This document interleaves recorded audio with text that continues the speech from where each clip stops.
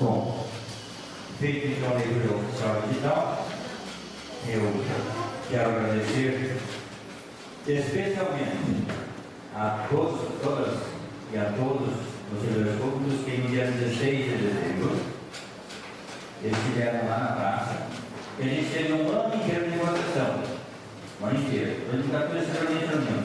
Chegou no final de ano, precisou de novo servidores de trabalho de 16, e no dia 2 de março de novo na praça, para que daí o ofício, contendo no papel o direito de a gente fazer 2 assembleias do ano com o Bolsonaro, acontecesse. Mas o sindicato não conseguiu isso. O sindicato pediu. Quem conquistou foram vocês. O sindicato não conquistou nada. Vocês é que nos deram esse direito. Nós nos demos esse direito. Muito obrigado. Eu peço assim uma salva de palmas para vocês. Nesse momento,